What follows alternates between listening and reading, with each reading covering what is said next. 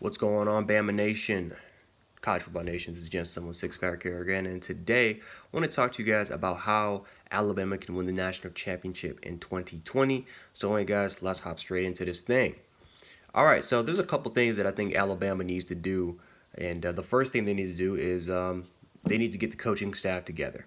They're gonna have to get that coaching staff back together. It really does. Now I understand that Bama fans are frustrated with the Bama coaching staff, especially on the defensive front. Guys like Brian Baker, guys like Selson Siri, Charles Kelly, even Nick Saban himself, and of course Pete Golding. Bama fans are upset because this is the worst Bama defense that Nick Saban has coached over the last 10 years, maybe since the '07-'08 season. It just wasn't there. But at the same time, again, the injuries plagued Bama. And this was a season where you're gonna have to get a lot of leadership. This was gonna be extremely young Alabama defense. Everyone knew it, especially when Dylan Moses and Josh McMillan injured themselves and LeBron Ray hurt himself. People projected that Bama's defense was not going to be as good as it was in the past. But again, Bama giving up 40 points to SEC competition. That's not what we're used to. That's not what Bama fans are used to. But next year, you got a lot of guys that are experienced. Again, you look at the true freshmen that played. I think we had like what 5, 6 true freshmen that played on the defensive side of the ball. Those guys have a lot of experience, played almost every single game, and they're going to come back as sophomores.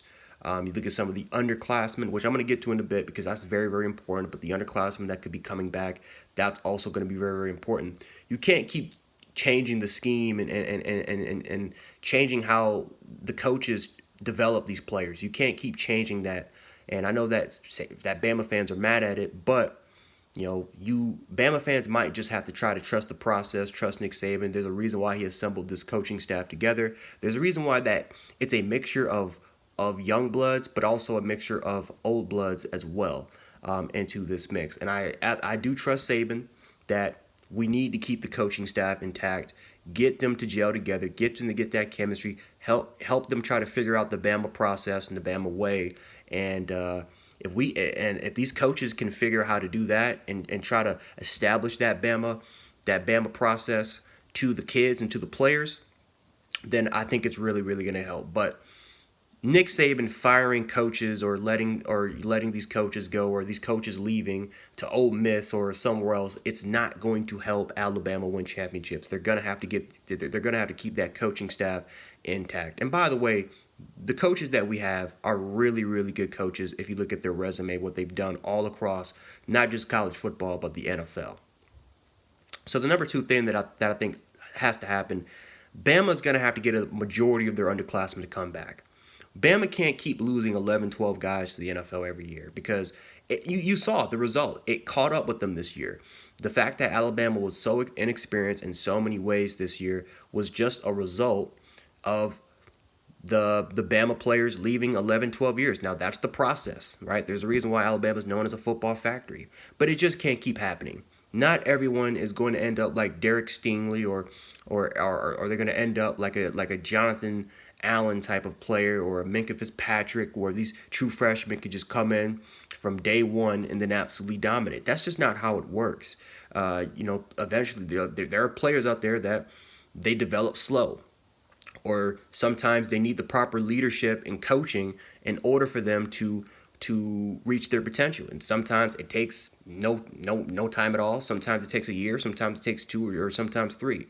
But having your leadership go away year after year after year, it really, really impacts the development sometimes of these true freshmen that are coming in. Sometimes they need to look up to a leader like perfect example like a Rashawn Evans, who was a phenomenal leader. You look at a Jonathan Allen or a Tim Williams or Ryan Anderson. Those guys were great leaders. Rolando McClain were great leaders.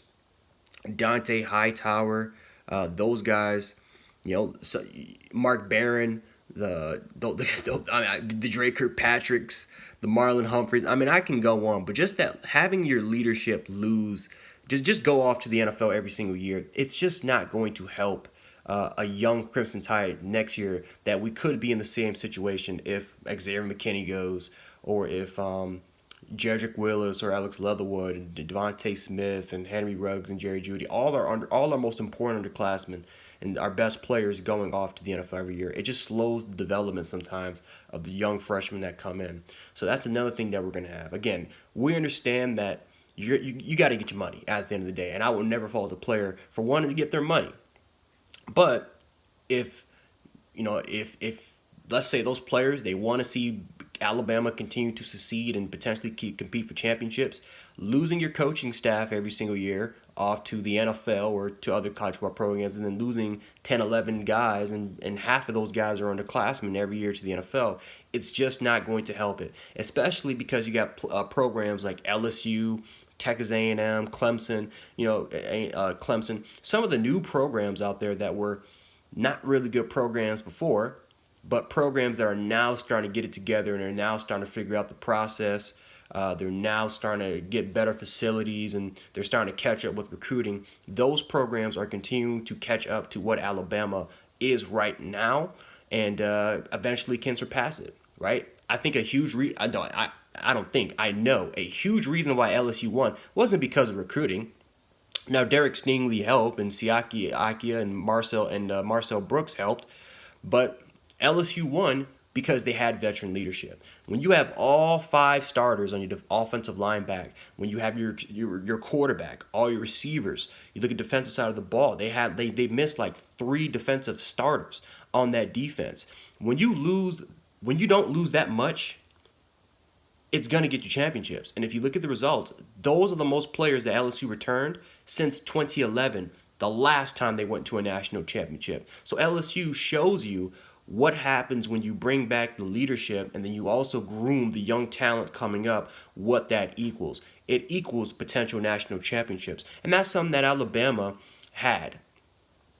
And that's something that we're going to have to try to regain again. We might not be as talented, well, on the defensive side of the ball as we were, but we can't win with one style, and that's with just dominant offense and just middle of the pack defense. You just can't win that way. You're going to have to become a complete football team on the coaching staff, offensive side of the ball, and also on the defensive side of the ball, special teams wise. You're going to have to get that together, and having your leadership, which is a Terrell Lewis, which is an Xavier McKinney, which is a Devontae Smith or a Henry Ruggs out there. Sometimes having the leaders that talk the most on your football team, having that leadership back, it's really going to help Alabama in the long run. But I'm trying to think if there are any more ways. A kicker? I mean, having a kicker really does help. I mean, I understand we won a couple national championships without one, but damn, can we have a kicker for God's sakes?